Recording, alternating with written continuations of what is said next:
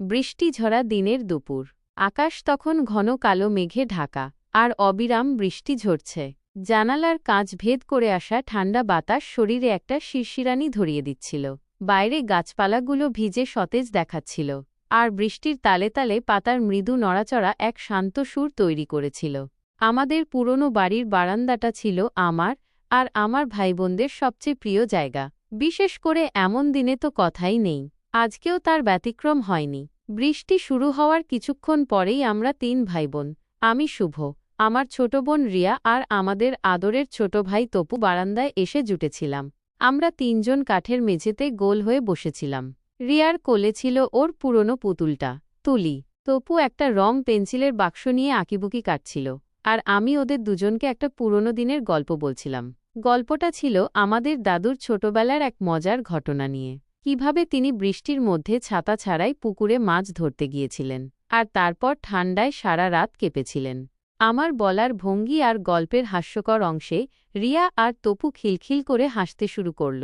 বৃষ্টির একটানা ঝমঝম শব্দ আর আমাদের হাসির কলরব মিলেমিশে এক অন্যরকম পরিবেশ সৃষ্টি হয়েছিল।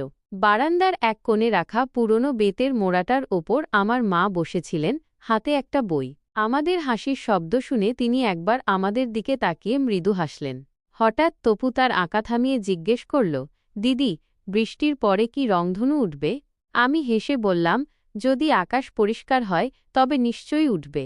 রংধনু দেখতে খুব সুন্দর, তাই না? রিয়ার সাথে সাথে বলে উঠল, হ্যাঁ, 7টা রং একসাথে। আমরা কিছুক্ষণ চুপ করে বাইরের বৃষ্টির দিকে তাকিয়ে রইলাম।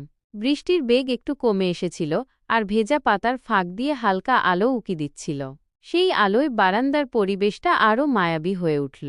হঠাৎ মা ডাকলেন, শুভ, রিয়া, তপু, ভেতরে এসো। গরম গরম খিচুড়ি আর ডিম ভাজা করেছি। খিচুড়ির গন্ধ পেয়ে আমরা 3 জনেই দৌড়ে ভেতরে গেলাম।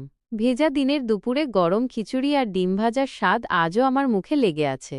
সেদিনের সেই বারান্দার গল্প, বৃষ্টির শব্দ, ভাইবোনের হাসি আর মায়ের হাতের গরম খিচুড়ির স্বাদ আজও আমার স্মৃতির পাতায় এক উজ্জ্বল ছবি হয়ে আছে।